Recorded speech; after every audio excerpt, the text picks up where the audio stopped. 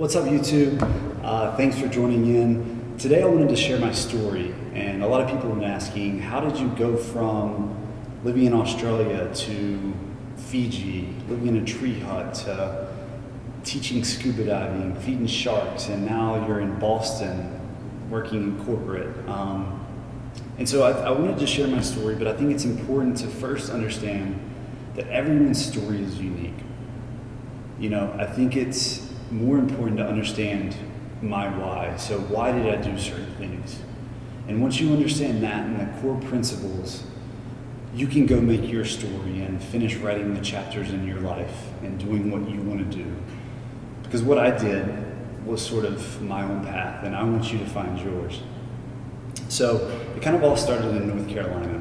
That's where I'm from, and it was very common for someone to graduate high school, if you're lucky, kind of go to college, and then kind of just fall back, in the safety net of your own hometown, doing what your parents did or something close to it, because that's what you knew. And so I made it a mission in my life to really broaden my perspectives, see parts of the world I didn't know existed, meet people I didn't know were out there, and really just try to live a life uncommon. And that's why I kind of say it every day or on my Instagram is do something different, be you, embrace yourself, because you are who you are for a reason. I don't want anybody to follow in my footsteps. I just want to help inspire others.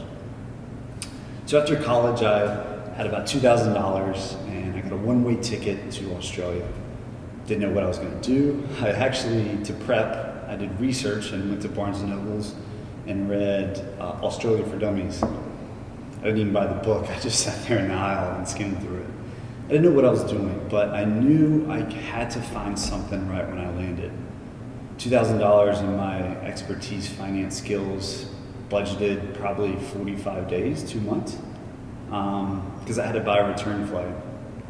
So right when I landed, found a hostel, and I started working for the hostel so I could stay for free. Cleaned toilets in the morning, made up beds, I could fold a fitted sheet, put that on my resume. But that was just to save money. And then in the afternoons, I would leave and walk around the city, try to find a job. Because I wanted this to last. I didn't want it to be some sort of trip and come back and talk about it forever to my friends and kind of fall back in the norm. So I landed this unpaid internship.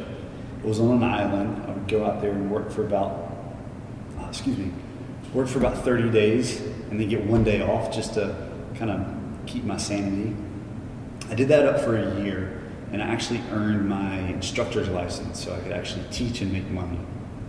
By that point, my visa had expired, and so I had to leave and I actually found a job in Fiji.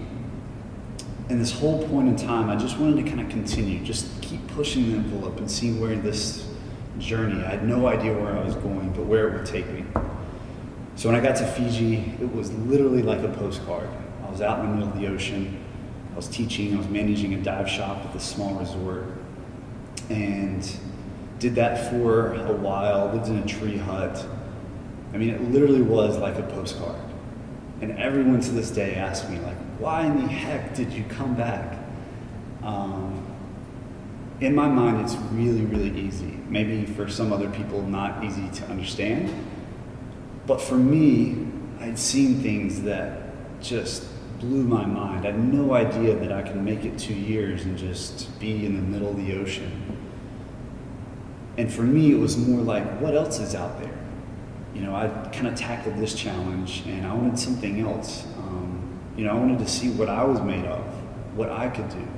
So I came back home, and my dad owns an insurance company. I started doing that as kind of a temporary job. And I was giving it all I could. I didn't know that could have taken me anywhere, but I just kind of found myself this isn't me. I was talking to people that were angry every day, or I'd have to sell them a piece of paper, sell them an insurance policy and give them to them, be like, hey, thank you for your $800, here's a piece of paper. So one weekend I just went to Starbucks and I got a blank sheet of paper. And I literally just looked at myself, what I was wearing, what did I do this week, what did I eat, and all the brands or industries that I was associated with. That's kind of what I wanted to go, because I wanted to work for a company that really embraced who I was. I wrote down Adidas because I liked working out. I've always played sports. Went to their website. I didn't know Reebok was owned by them, but I looked for a job that I could just somehow manipulate the skills that I'd acquired over time to a job. And this one was a marketing job, and I had some written and proven experience, but I thought I'd go for it. And this is the one tip I would tell people if they're either jumping careers or trying to look for a job. A lot of people just make it rain resumes. They have this law of average approach to, I'm going to apply to 10 jobs per week. That does not work. I kind of look at recruiters, this is in my own perception, but they're like professional Tinder career people. The resumes are coming in and they're just swiping left. So what I would recommend, or the approach that I took, was pick one or pick two and really go for it. And that's how I live my life anyways. If I like something, I just dive head in. There's no sitting on the fence. But found this job.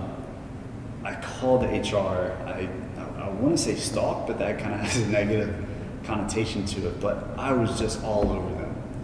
Finally found the recruiter's name. He looked at my resume and said, look, this is pretty bad. But what you do have is persistence. And I like that, and it usually is a good quality for candidates to have. So I'm going to push you through, but kind of good luck. Don't get your hopes up. I talked to the hiring manager, and she looked at it, and I think she was trying not to laugh on the phone, but she basically was like, scuba dive instructor, Fiji, sold insurance. How does that translate to selling footwear and marketing fitness professionals? And I said, look, that's a valid point. And she basically just laughed at me on the phone. It was a hard no.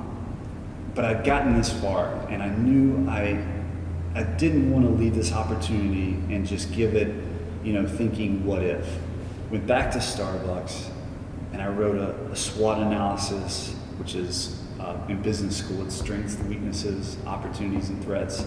A marketing activation plan, like 10 pages, and I sent her a thank you email. And what was just kind of like, screw you. Thank you for laughing at me in my face. No, it was basically like, thank you for your time. If you have a moment, I think you might enjoy, looking over the attachments. And thankfully she opened them, and she called me and said, we're in final rounds of interviews. Would you like to come up here? Flew up here the next day to Boston, and I beat over about 1,000 people for that job. And it just goes to show, and I think also a note on the career piece is, if you're looking to try something new, if you're looking to kind of make that leap, everyone else who's making that leap is unsure, and they've never done it's uncharted territory for a lot of people. So it's more or less, who has confidence in themselves to go into a semi-dark, kind of half-lit path and really make the best of it. And so that's what I would just kind of encourage all of you guys. And now I'm at a point in my career where it's like, I've been on both ends of the spectrum, and I'm building confidence in myself. And I really don't think I'm any smarter than a lot of the people I meet. It's all about perspective, and it's about understanding people, listening to people, and really just giving it your all.